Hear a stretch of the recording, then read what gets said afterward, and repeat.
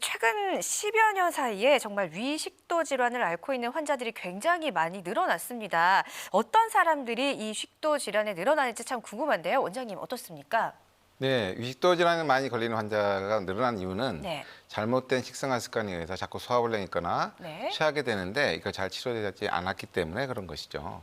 과하게 먹거나 급하게 먹거나 폭식하게 될 경우에 소화가 안 되고 자꾸 취하게 되겠죠. 네. 따라서 소화가 잘 안 되게 됩니다. 또한 밤늦게 야식을 하는 경우에 밤늦게 많이 먹기 때문에 영시증 식도염 같은 위식도 용리질환에 잘 걸리게 되고요. 또 많이 먹다 보면 코도 많이 오고 수면 장애도 덩달아 오게 됩니다. 네. 또 스트레스를 많이 받는 경우에도 소화가 잘 안 되게 되는데요.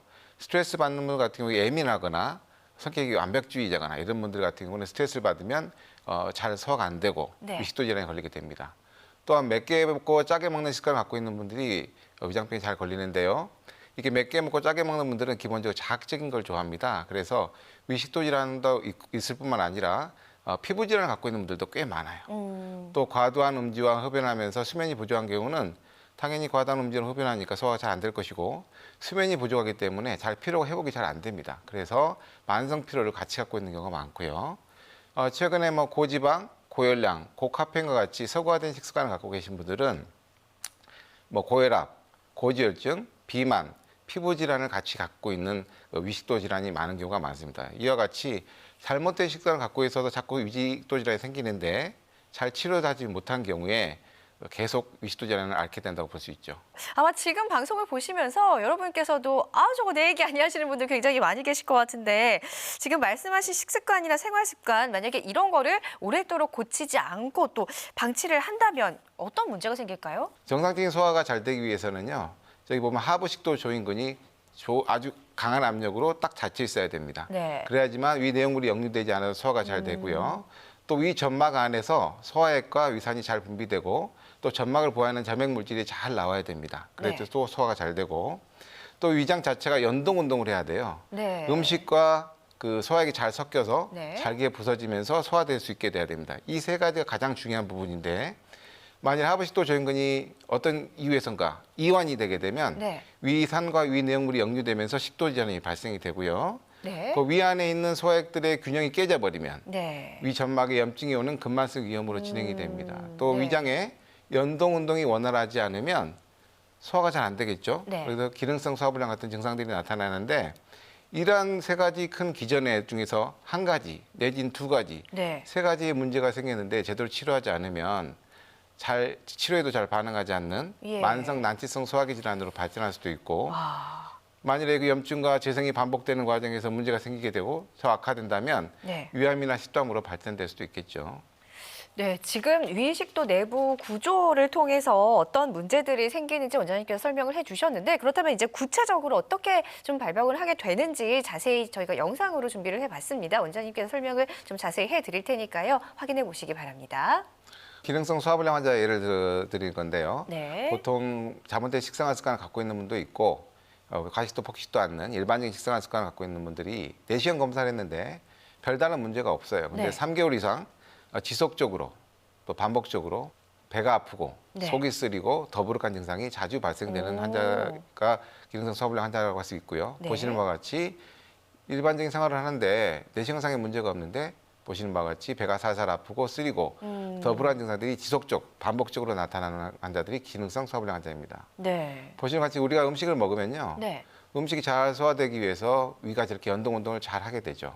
그럼 위액과 음식이 잘 섞이게 됩니다. 섞이면서 잘게 부서져서 십이장으로 넘어가야 되는데 기능성 소화불량 환자 같은 경우는 이 운동이 잘 안 될 뿐만 아니라 점막이 과민해져서 네. 많지 않은 위산에도 속쓰림을 끼는 이런 오. 증상이 나타나게 됩니다. 네. 다음 만성위염이나 만성위염에 해당되는 걸 보시겠는데요. 우리 보통 이제 회사 생활하시는 분들은 외식이 잦아서 식생활 습관이 아주 불규칙합니다. 뿐만 아니라 급하기 때문에 또 많이 드시기도 하고 빨리 먹기도 하고 또 별로 급하지 않아도 그게 습관화돼서 빨리 드십니다. 저렇게 되면 보시는 것 같이 자주 체하게 돼서 네. 잦은 복통과 더부룩, 속쓰림 증상이 나타나게 되시죠.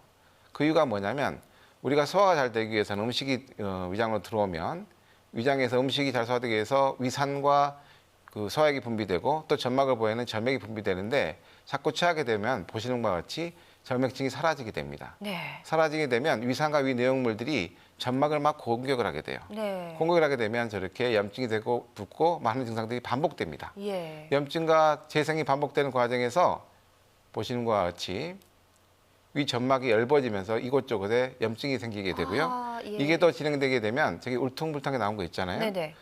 위장에 있지 말아야 되는 장세포증이 생기는 장상폐생으로 발전할 수가 있습니다. 저렇게 되면은 위암의 발병률이 높아진다고 볼 수 있죠. 이러한 부분들이 우리가 일상에서 좀 흔히 하는 행동들이 아닌가 싶습니다. 이러므로 인해서 지금 이런 위장 질환이 발생을 하게 되는데, 자, 원장님, 사실 이런 질환이 발생을 하면 여러 가지 몸에 증상이 나타나게 되잖아요. 그렇죠. 그런데 이 정도 증상이면 꼭 병원 가서 치료를 받아야 한다, 이런 증상이 있을까요? 위식도 역류질의 주요 증상을 먼저 보겠습니다. 가장 대표적인 증상이 가슴이 쓰리고 통증이 있다는 건데요. 네. 가슴이 쓰린 정도도 환자마다 다 달라요. 예. 여기만 쓰려요 하는 분들이 있고 명치부터 목까지 쓰리다 이런 환자분들도 있고요. 예. 통증의 양상도 그냥 단순히 쓰리는 것만 있는 게 아니라 뭐 콕콕 쑤신다, 네. 뭐 찢어질 것 같다 이렇게 표현하는 분들도 있습니다. 또 신물이 역류되고 예. 음식이 역류되기도 하고요. 목에 이불감을 느끼기도 합니다. 또 등통증으로 호소하는 분들이 있는데요. 네.